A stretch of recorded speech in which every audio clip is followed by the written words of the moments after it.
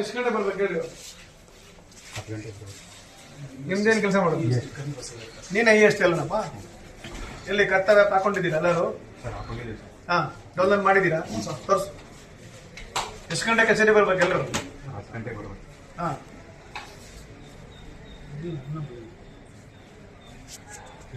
Technical issues ಇದ್ರೆ technical ಟೀಮ್ಗೆ ಮಾತಾಡಿ ಅದನ್ನ ಸಾಲ್ವ್ ಮಾಡಬೇಕು. ಸರ್ಕಾರ ಆದೇಶ ಮಾಡಿದೆ, ಹೇಳ್ತದೆ ಕೇಳಿ. 10 ಗಂಟೆಗೆ ನೌಕರು ಇರಬೇಕು. ಕತೆ ಎಲ್ಲ ಬೇಕಾಗಿಲ್ಲ. ಎಲ್ಲರೂ ಐಡಿ ಕಾರ್ಡ್ ಹಾಕೋಬೇಕು. ನೀವೇನೇನು ಕೆಲಸ ಮಾಡ್ತೀರಾ ಅಂತ ನಿಮ್ಮ ಸೆಕ್ಷನ್ ಮುಂದೆ ಡಿಸ್ಪ್ಲೇ ಮಾಡಬೇಕು. ಅರ್ಥ ಆಯ್ತಾ? ಯಾರ್ಯಾರು ಬಂದಿರೋರಿಗೆಲ್ಲ ಆಪ್ಷನ್ ಮಾರ್ಕ್ ಮಾಡಿದ್ದೀನಿ, ನೋಡಿ ಸರ್ವ್ ಮಾಡಿದ್ರು. ಅರ್ಥ ಆಯ್ತಾನಾ? ಆನೇಕಲ್ ಮಾತ್ರ ಸ್ಪೆಷಲ್ ಟೈಮಿಂಗ್ಸ್ ಕೊಟ್ಟಿಲ್ಲ ಸರ್ಕಾರ, ಎಲ್ರಿಗೂ ಒಂದೇ ಟೈಮಿಂಗ್ಸ್ ಕೊಟ್ಟರು. ನೀವು ಬೇರೆ ನೋಡ್ತೀಯಾ? ಮತ್ತೆ ನನಗೆ EPJRS ಕೊಟ್ಟಿಲ್ಲ. ಎಷ್ಟು ಅಪ್ಲಿಕೇಶನ್ ಬಾಕಿ ಇದೆ EPJRS ಅಲ್ಲಿ? ಯಾಕೆ ಏನ್ ಮಾಡ್ತೀಯಪ್ಪ? EPJRS ಅಲ್ಲಿ ಎಷ್ಟು ಗ್ರೀವಿಯನ್ಸ್ ಅಡ್ರೆಸ್ ಇರುತ್ತೆ ಗೊತ್ತಾ ನಿಮಗೆ? EPJRS ಯಾರು ಹೋಗ್ತಾರೆ ಅಪ್ಲಿಕೇಶನ್ ಹಾಕ್ತಾರೆ? ಇಲ್ಲಿ ಪ್ರಾಬ್ಲಮ್ ಆದರೂ ಎಲ್ಲಿ EPJRS ಅಪ್ಲಿಕೇಶನ್ ಹಾಕೋದು ಎಲ್ಲಿ ಗೊತ್ತಾ? ಮತ್ತೆ ಅಲ್ರಿ, CM ಆಫೀಸಲ್ಲಿ ಜನ ಅರ್ಜಿ ಕೊಟ್ಟಿದ್ದಾರೆ. ಅವಾಗೂ ನಾವು ಕೆಲಸ ಮಾಡಲಿಲ್ಲ ಅಂದ್ರೆ ಜನ ಏನ್ ಅನ್ಕೋತಾರೆ ನಮ್ಗೆ? ನಮ್ಮ ಆಫೀಸ್ ಹೇಳ್ತೀನಿ ಕೇಳ, ನನ್ನ ಆಫೀಸ್ ಬಂದ್ರೂ ಸಮಸ್ಯೆ ಇರ್ತದೆ, ನಿನ್ನ ಆಫೀಸ್ ಇರ್ತದೆ ಸಮಸ್ಯೆ.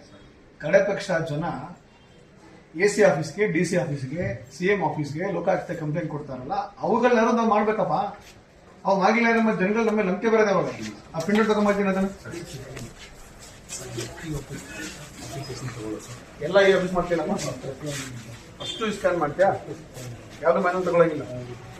ಸ್ಕ್ಯಾನ್ ಮಾಡಿ ಲಾಗಿನ್ ಕಳಿಸ್ತೀಯಾ? ಲಾಸ್ಟ್ 15 days ಅಲ್ಲಿ ಎಷ್ಟು ಅಪ್ಲಿಕೇಶನ್ ರಿಸೀವ್ ಮಾಡ್ಕೊಂಡಿದ್ಯಾ, ಯಾರ ಲಾಗಿನ್ ಎಷ್ಟು ಕಳ್ಸಿದ್ಯಾ, ಆ ಡೇಟಾ ತಗೊಂಡು ಬಾ.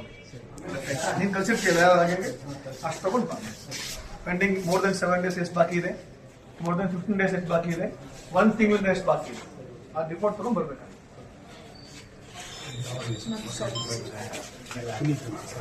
ಎಲ್ಲಿದ್ದೀರಪ್ಪ ನೀವೆಲ್ಲ? ಇಲ್ಲ ಬನ್ನಿ, ಕೆಲಸ ಮಾಡೋಗಿನಿ. ಕೆಲಸ ಮಾಡಿ ನಾನು ಎಲ್ಲ ಆಫೀಸ್ ನೋಡ್ಕೊಂಡು ಬಂದ್ಬಿಡ್ತೀನಿ, ಆಮೇಲೆ ನೀವು ಬನ್ನಿ ಆಯ್ತಾ?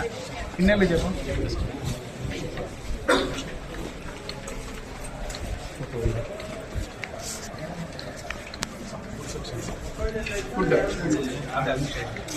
ಎಲ್ಲಿರೋದು?